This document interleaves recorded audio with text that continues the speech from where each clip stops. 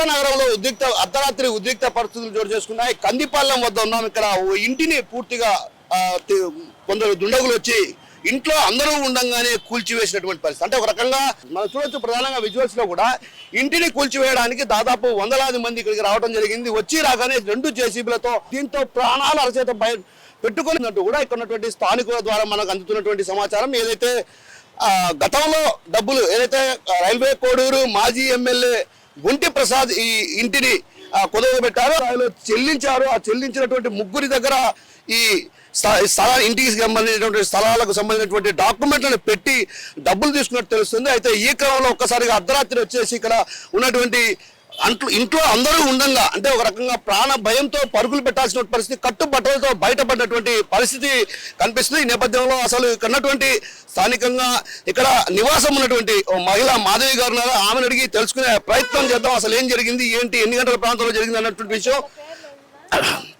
అయితే ఒక రకంగా మనం చూస్తే విజువల్స్ లో కూడా పెద్ద ఎత్తున సామాగ్రి అంతా కూడా ఇంట్లో ఉన్న ఏదైతే చైర్ కావచ్చు, అదేవిధంగా ఫ్రిడ్జ్ కావచ్చు, మొత్తం కూడా ధ్వంసమైన పరిస్థితి. అంటే ఇందుకు ప్రధాన కారణం కేవలం డబ్బులు బాకీ ఉన్నామన్నటువంటి విషయమో మరే విషయమో తెలియదు, కానీ మొత్తానికైతే మాత్రం అర్ధరాత్రి ఉన్న పలంగా ఇంట్లో అందరూ ఉండగా, అంటే చిన్న పిల్లలు సైతం చూడకుండా ఒక రకంగా దౌర్జన్యానికి దిగి ఇంటిని కూల్చివేశారు. ఈ ఇంటిని కూల్చివేసినటువంటి క్రమంలో కూడా ప్రాణభయంతో పరుగులు పెట్టామన్నటువంటి విషయాన్ని చెప్తున్నారు. మనతో పాటు ఓ మహిళ ఉన్నారు, ఆమెను అడిగి తెలుసుకునే ప్రయత్నం.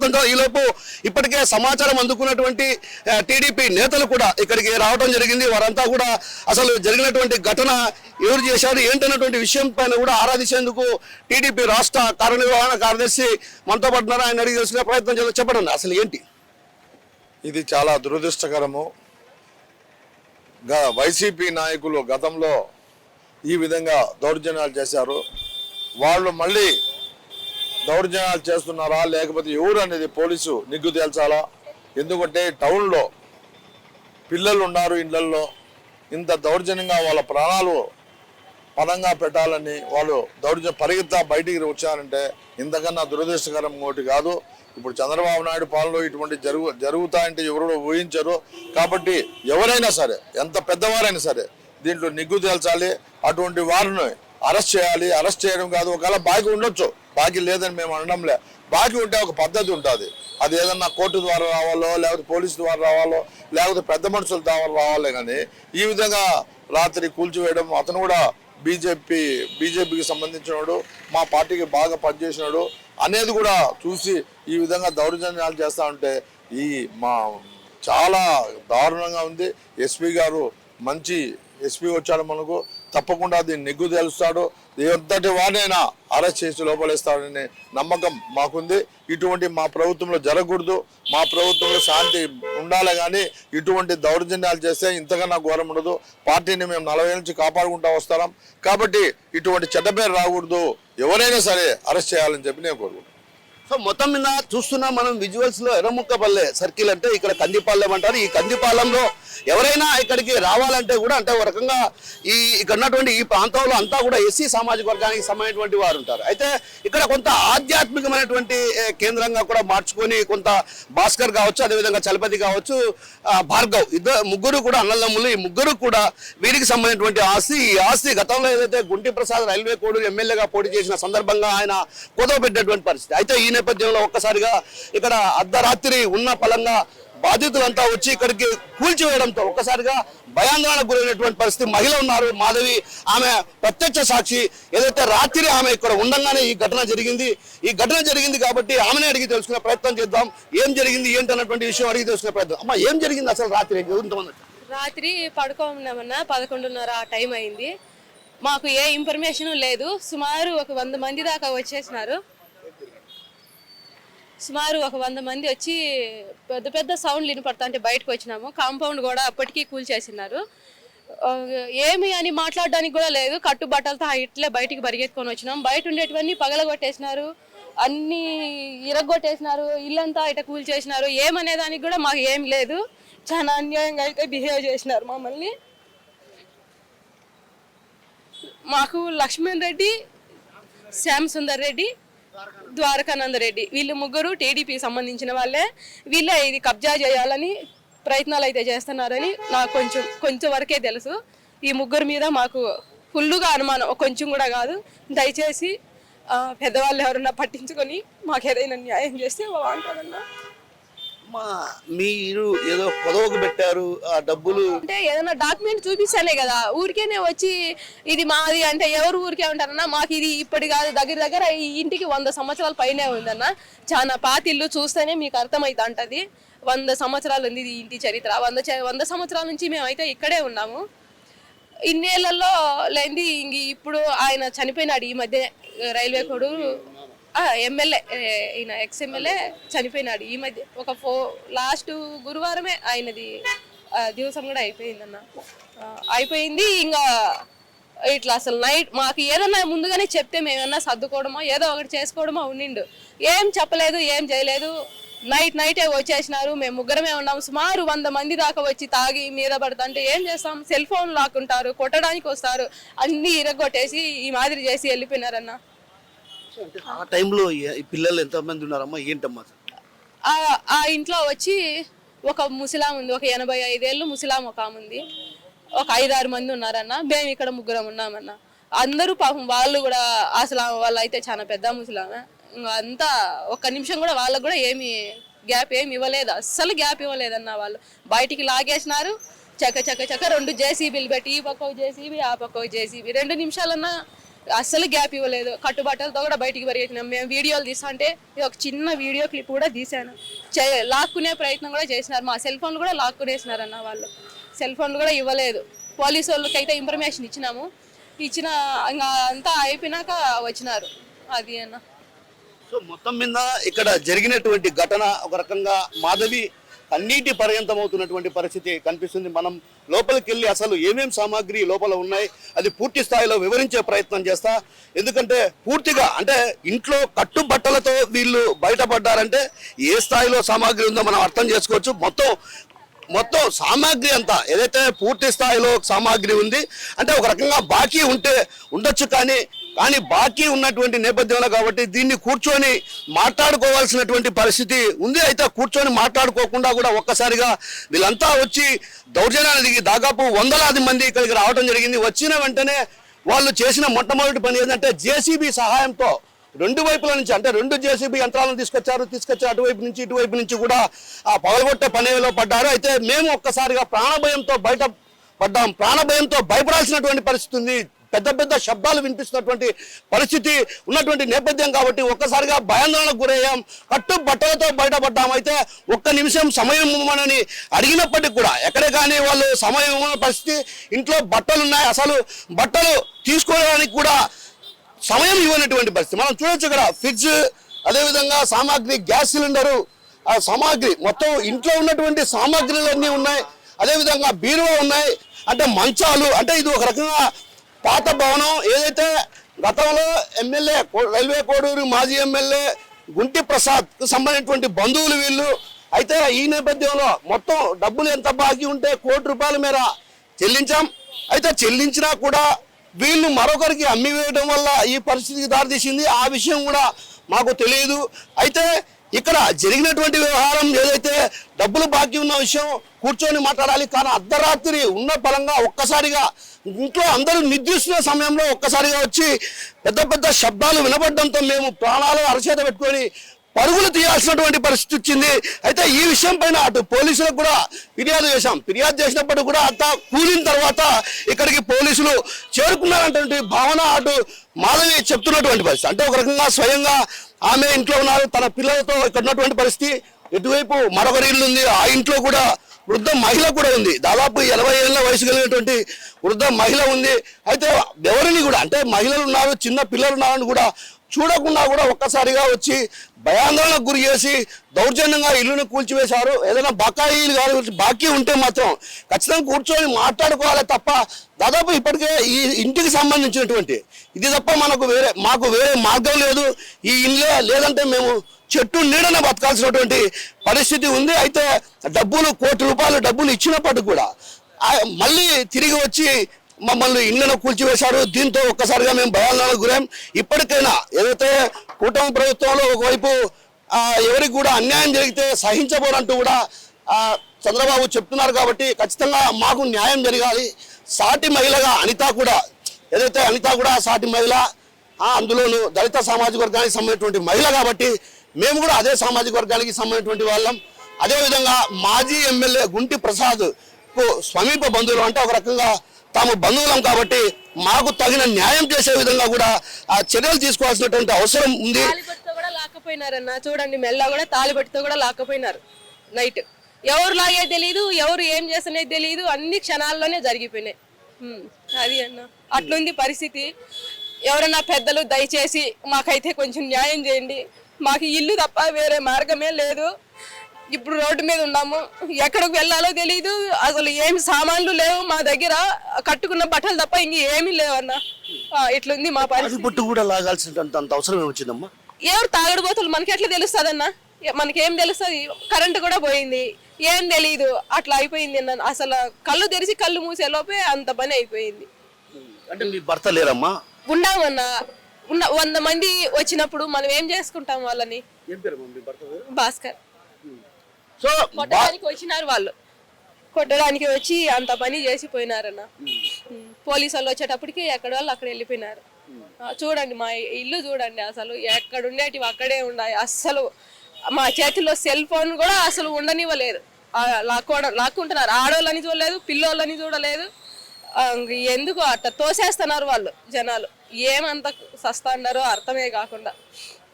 చివరికి మాధవి చెప్తున్నటువంటి విషయం చూస్తే కన్నీటి పర్యంతం కాక తప్పదు. ఎందుకంటే తన మెడలో ఉన్నటువంటి తాళి బొట్టును సైతం కూడా లాగేశారంటే ఏ స్థాయిలో వారు కర్కశంగా వ్యవహరించారో మనకు అర్థమవుతుంది. అయితే మాధవి కంటతడి పెట్టుకుంటుంది, ఎందుకంటే తమకు ఎవరూ లేరు. తన ఎవరైతే ఆయన గుంటి ప్రసాద్ చనిపోయిన తర్వాత, అంటే ఒక రకంగా ఆయన అంత్యక్రియలు పూర్తయిన తర్వాత ఈ విధంగా దౌర్జన్యానికి దిగారు. అయితే కట్టుబట్టలతో బయటపడ్డాం, కానీ తాలిబొట్టు అంటే ఒక రకంగా ఏ మహిళకైనా తన భర్త ఉన్నాడని చెప్పుకోవడానికి తాలిబొట్టు అనేది కనిపిస్తూ ఉంటుంది ఆ మెడలో. ఆమె ఆ తాలిబొట్టును సైతం ఈ దుర్మార్గులు ఎంత దారుణంగా లాగేశారంటే, ఒక రకంగా ఎంత కర్కశంగా బిహేవ్ చేశారో ఆమె మాటల్లోనే మనకు అర్థమవుతున్న పరిస్థితి. అంటే ఒక రకంగా ఎంత దౌర్జన్యానికి దిగారు. అయితే పిల్లలు అందరము ఉన్నాం, దాదాపు వందలాది మంది ఇక్కడికి రావడంతో భయభ్రాంతులకు గురవాల్సినటువంటి పరిస్థితి వచ్చింది. ఏది మనప్పటికి ఈ ఘటన జరగడం ఒక రకంగా దురదృష్టకరమైనటువంటి ఘటన అంటూ కూడా టీడీపీ నేతలు చెప్తున్న పరిస్థితి. మరోవైపు ఈ వ్యవహారంలో ఎవరైతే ఉన్నారో వారిని పై కఠిన చర్యలు తీసుకోవాలి. ఎందుకంటే డబ్బులు బాకీ ఉన్న విషయం అయితే కూర్చొని మాట్లాడుకుంటే డబ్బుల బాకీ విషయం సర్దుబాటు అవుతుంది, కానీ డబ్బుల బాకీ విషయం సర్దుబాటు అయ్యింది కూడా. దాదాపు కోట్ల ఈ ప్లేస్ మీద బాగా కన్ను పడిందన్న. మెయిన్ రోడ్ లో ఉంది. అక్కడికి మేము ఒక 2-3 వాటాలు పెట్టింటే ఒకరిదైతే తీసుకోమని కూడా చెప్పేసినాం. 1 కోటి రూపాయలు ఇచ్చి ఇంకొకటి కూడా తీసుకోమని చెప్పినాం. మాకుండేది ఇదే, ఇంకా 2 బిట్లో వదిలేయండి ఇద్దరు అని కూడా చెప్పినాం కూడా. కానీ వాళ్ళు మాకు తెలియకుండా లోపలే అంతా చేసేసి లాస్ట్కి వచ్చి ఇంకా ఇంట్లో నిద్రపోతున్నారని కూడా లేదు. మీరు వస్తారా తోసేయమంటారా? మా పిల్లోడు ఇప్పుడు 10th క్లాస్ అన్న, బుక్కులు కూడా లేవు, ఏం లేవు. నెక్స్ట్ మార్చి 16 నుంచి ఎగ్జామ్స్ ఉన్నాయి. ఏం చదువుకోవాలన్నా? మీరే చెప్పండి. దయించి పెద్దవాళ్ళు ఎవరన్నా మాకు కొంచెం సపోర్ట్గా ఉండి కొంచెం సహాయం చేస్తే బాగుంటుందన్న. పిల్లవాడు 10th క్లాస్ చదువుతున్నాడు. బుక్కులు కూడా అంటే ఒక రకంగా ఇక్కడ బుక్కులు మనం పూర్తిగా రేకులు ఉన్నాయి కాబట్టి కొంత వెళ్ళలేని పరిస్థితి, కానీ వెళ్ళే ప్రయత్నం చేద్దాం. ఎందుకంటే అటు పూర్తి స్థాయిలో ధ్వంసం చేసినటువంటి పరిస్థితి కాబట్టి ఇక్కడ ఉన్నటువంటి పరిస్థితిని మీకు పూర్తిగా వివరించే ప్రయత్నం చేస్తా. ఎందుకంటే అటు పూర్తిగా ఇక్కడ ఉన్నటువంటి సామాగ్రి పూర్తిగా కూడా ధ్వంసం అయినటువంటి పరిస్థితి. ఇక్కడ లోపల ఒక బీరువా ప్లస్ ర్యాక్ ఉంది. ఆ ర్యాక్ లో కూడా పుస్తకాలు ఉన్నట్లు మనకు తెలుస్తుంది. అయితే పుస్తకాలు అన్ని ఉన్నాయంటే ఒక రకంగా వచ్చినటువంటి వ్యక్తులు దౌర్జన్యానికి దిగారు. అర్ధరాత్రి దౌర్జన్యానికి దిగడంతో, అంటే అందరూ నిద్రించి ఉన్నటువంటి సమయం, ఆ సమయంలో ఎవరు కూడా మేల్కొని ఉన్నారు. ఒక్కసారిగా 2 జేసీబీలు వచ్చాయి. అటువైపు నుంచి ఇటువైపు నుంచి కూడా కూల్చివేసే ప్రయత్నం చేశారు. తన పిల్లవాడు 10వ తరగతి చదువుకుంటున్నాడు. ఆ 10వ తరగతి చదువుకుంటున్నటువంటి పరిస్థితి నేపథ్యంలో ఒక్కసారిగా ఇట్లా కూల్చివేయడంతో తను 10th క్లాస్కి సంబంధించినటువంటి బుక్కులు కూడా లోపలే ఉండిపోయాయి. తను ఏం చదువుకోవాలి, తన బిడ్డ ఏం చదువుకోవాలంటూ ఆ తల్లి పడుతున్న తపన అంతా ఇంత కాదు. ఆ తల్లి పడుతున్న మనోవేదన అంతా ఇంత కాదు. ఏదైతే డబ్బుల బాకీ ఉన్న విషయం కావచ్చు, అయితే డబ్బుల బాకీ ఉన్న విషయం కూర్చొని సర్దుబాటు చేసుకోవాలి, లేదంటే పోలీస్ స్టేషన్కి తీసుకెళ్లి పోలీస్ స్టేషన్లో పంచాయతీ చేసుకోవాలి తప్ప, కానీ ఇలా దౌర్జన్యంగా దిగి అర్ధరాత్రి ఉన్న ఫలంగా అంటే ఊరగాయ జాడీలు ఇవన్నీ కూడా అంటే ఒక రకంగా ఇంట్లో ఉన్నటువంటి సామాగ్రి పూర్తిగా ధ్వంసమైంది. అంటే వారు చేసినటువంటి బాకీ విషయంలో ఇంటిని కూల్చివేశారు, కానీ దాదాపు భారీ స్థాయిలో నష్టాన్ని చేసినటువంటి పరిస్థితి, నష్టాన్ని చేకూర్చినటువంటి పరిస్థితి కనిపిస్తుంది. కట్టుబట్టలతో, అంటే ఒక రకంగా ఒక మహిళ తాను కట్టుబట్టలతో బయటపడ్డాను, తన మెడలో ఉన్నటువంటి తాలి బొట్టును సైతం లాగేశారంటే ఈ ఈ ఈ వచ్చినటువంటి వారు ఎంత దౌర్జన్యంగా వ్యవహరించారో మనకు అర్థం పడుతుంది పిల్లలను చూస్తే. అయితే ఈ చిన్న పిల్లలు వీళ్ళంతా కూడా చూడు మనం గమనించవచ్చు, పిల్లల్ని చూస్తుంటే మాత్రం బాధేస్తుంది. ఒక రకంగా తను 10th క్లాస్ చదువుతున్నాడు, 10th క్లాస్ చదువుతున్నటువంటి ఆ చిన్నారికి సంబంధించినటువంటి పుస్తకాలు కూడా ఒక రకంగా ఇందులోనే ఉండిపోయాయి. తాను ఏం చదువుకోవాలంటూ కూడా తను తపన పడుతున్నటువంటి పరిస్థితి కనిపిస్తుంది. ఈ నేపథ్యంలో మరొకరున్నారు, వారిని అడిగి తెలుసుకునే ప్రయత్నం చేద్దాం. చెప్పునా అన్న, ఇది ఎవరి దౌర్జన్యం చూసుకొని చేసినారో ఇంత అక్రమం మాకు అర్థం కాలేదు. మరీ ఘోరాతి ఘోరమైన విషయం అన్న. కట్టుబట్టలతో అందరినీ, ముసలి వాళ్ళు, చిన్నపిల్లలు ఇంకా ఉన్నారు. ఆ పక్కన కూడా అదంతా మాదే స్థలము. ఎవరు దౌర్జన్యం చూసుకొని చేసినారో తెలియదు. మొత్తం 100 మంది పైన వచ్చినారన్న. 2 క్లోక లైన్లు వచ్చినాయి. ఈ పక్క నుంచి ఒకటి దొబ్బుకుంటా వచ్చినాయి, ఆ పక్క నుంచి ఒకటి దొబ్బుకుంటా వచ్చాయి. అందరూ గంజాయి మందు కొట్టుకుంటానే రాత్రులంతా లాక్కొని పోయినారు. ఉండే టీవీ గీవీ ఇంట్లోకి దూరినారన్న. ఆ వీడియోలు అవి ఉన్నాయి, మళ్ళీ మీకు కావాలంటే న్యూస్కి ఇస్తాము.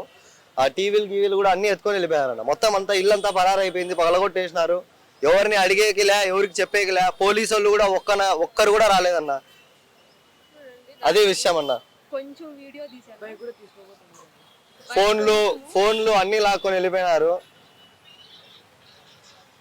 నాయకులు ఏం చేస్తారు, పోలీసులు ఏం చేస్తారు, అసలు అర్థం కావాలి. ఇది ఏడో మూలను కూడా లేదు. కలెక్టరేట్ కి 100 మీటర్లు, రైల్వే స్టేషన్ కి 100 మీటర్లు. ఇంత మెయిన్ రోడ్డు మీద ఇంత దారుణం జరగడం ఫస్ట్ టైం అన్న ఇది మా లైఫ్ లో. మాకైతే ఇది ఒక సినిమాలా జరిగింది. చాలా బాధాకరణం అన్న. మాకైతే న్యాయం చేయాలా. ఉండే ప్రభుత్వాలు ఊరికే ఆడుకుంటాండాయి. ఏదో ఒకటి గట్టిగా న్యాయం అయితే చేయాలన్న. Thank you. సో మొత్తం మీద కలెక్టరేట్ కు కూతవేటు దూరం ఇది. మనం చూస్తే ఇక్కడ ఇది ఒక జాతీయ, అంటే రహదారి, అంటే మెయిన్ రహదారి. ఈ రహదారికి ఉన్నటువంటి ప్రాంతం, ఇక్కడ ఇంటిని కూల్చివేశారంటే దీనికి కోట్ల రూపాయలు విలువ చేసేటువంటి స్థలం కాబట్టి దీన్ని కబ్జా చేసేందుకు ప్రయత్నం చేశారు. అయితే ఈ నేపథ్యంలో రాష్ట్ర ప్రభుత్వం కావచ్చు, అదేవిధంగా హోమ్ మినిస్టర్ అనిత కూడా ఈ వ్యవహారంలో ప్రత్యేకమైన జోక్యం చేసుకోవాలి. ఎందుకంటే ఒక దళిత సామాజిక వర్గానికి సంబంధించినటువంటి మహిళగా తాను అభ్యర్థిస్తున్నట్టు కూడా మాధవి వైపు చెప్తుంది. మేము ఆధ్యాత్మికంగా ఉంటాం, ఎప్పుడు కూడా నిత్యం ఆధ్యాత్మికంగానే ఇక్కడ సేవలు చేస్తూ ఉంటాం. మా ఇంట్లో అంతా కూడా ఆధ్యాత్మికం ఉట్టిపడుతూనే ఉంటుంది. ఆధ్యాత్మికతకు సంబంధించినటువంటి పుస్తకాలను అక్కడ చూస్తే మనం అక్కడ ఆధ్యాత్మికతకు సంబంధించినటువంటి పుస్తకాలు కూడా కనిపిస్తాయి. సో మొత్తం మీద ఈ స్థలం కోట్ల రూపాయలు విలువ చేస్తుంది కాబట్టి ఈ స్థలం పైన కన్నేసినటువంటి వారు దౌర్జన్యానికి దిగారు. దౌర్జన్యానికి దిగడంతో పాటు అర్ధరాత్రి ఒక్కసారిగా ఉన్న పలంగా ఇక్కడికి రావడంతో తాము నిద్రలో నుంచి తేరుకునే లోపే జరగాల్సినటువంటి ఘోరం అంతా జరిగిపోయింది. ఇలాంటి పరిస్థితి మరెవరికి జరగకూడదు. ఎందుకంటే ఇలాంటి పరిస్థితి జరగడం చాలా దారుణమైనటువంటి విషయం. నేను, నా భర్త, పిల్లలు ఇంట్లో ఉన్నాం. ఇంట్లో ఉన్న సమయంలో ఒక్కసారిగా వచ్చినటువంటి 100 మంది మద్యం సేవించి ఉన్నారు. వాళ్ళంతా కూడా ఒక్కసారిగా దౌర్జన్యానికి దిగినటువంటి పరిస్థితి. దౌర్జన్యానికి దిగినటువంటి నేపథ్యంలో కూడా వాళ్ళంతా కూడా 2 జేసీబీల సహాయంతో కూల్చివేశారు. అయితే కట్టుబట్టలు, అంటే ఒక రకంగా బట్టలు తీసుకునేందుకు కూడా సమయం ఇవ్వకుండా కూల్చివేశారు. కాబట్టి ఈ ఘటన పైన అటు హోమ్ మినిస్టర్ అనిత ప్రత్యేకమైన దృష్టి సారించి ఏదైతే తనకు జరిగినటువంటి అన్యాయంపై చర్యలు తీసుకోవాల్సినటువంటి అవసరం ఉంది. అదేవిధంగా పోలీసులు కూడా ఫోన్ చేసినప్పటికి కూడా పోలీసులు అంతా అయిపోయిన తర్వాతే వచ్చారు. అప్పటికి మేము కట్టుబట్టలతో బయట ఉన్నటువంటి పరిస్థితి. ఒక రకంగా సెల్ ఫోన్ కూడా లాక్కున్నారు. ఇంట్లో సామాగ్రి కూడా పూర్తిగా ధ్వంసమైంది. కాబట్టి ఈ ఘటనపై పూర్తి స్థాయిలో విచారించాలంటూ కూడా ఇక్కడ ఉన్నటువంటి బాధిత మహిళ మాధవి, అదేవిధంగా అక్కడ ఉన్నటువంటి స్థానికంగా ఉన్నటువంటి వారు కూడా చెప్తున్నటువంటి పరిస్థితి. ఈ నేపథ్యంలో రాష్ట్ర ప్రభుత్వం వీటిపైన ప్రత్యేకమైన దృష్టి సారించి ఎవరైతే ఇందుకు కారణమైనటువంటి వారిపైన చర్యలు తీసుకోవాల్సినటువంటి అవసరం ఎంతైనా ఉందని స్థానికులు కూడా డిమాండ్ చేస్తున్న పరిస్థితి. మన పర్సన్ రాముతో కిషోర్, RTV కడప నుంచి. దయచేసి మాకు ఎవరో ఒకరు పెద్దలు మాతో మాట్లాడే వరకు మేము ఇక్కడే నిరాహార దీక్ష అయితే చూసుకుంటాము. మాకేదో ఒక సమాచారం వచ్చే వరకు అన్న పవన్ కళ్యాణ్ అన్న దయచేసి మీకు ఈ వీడియో మీకు అందేటికుంటే మాతో ఒకసారి మాట్లాడండి. మా సమస్యకు పరిష్కారం దొరికే వరకు ఇక్కడి నుంచి అయితే మేమైతే లేము. పిల్లలు పెద్దలు మాకు ఈ రోడ్డు తప్ప మాకు ఇల్లు అయితే లేదు. ప్రస్తుతానికి ఈ రోడ్డు మీదే కూర్చుంటాము. మాకు మీరైతే కొంచెం మా మీద దయ చూపి మా ఇంటిని మాకు అప్పగించేంత వరకు నిరాహార దీక్ష అయితే ఇక్కడే చేస్తూ ఉంటాము. దుర్మార్గులను అయితే కొంచెం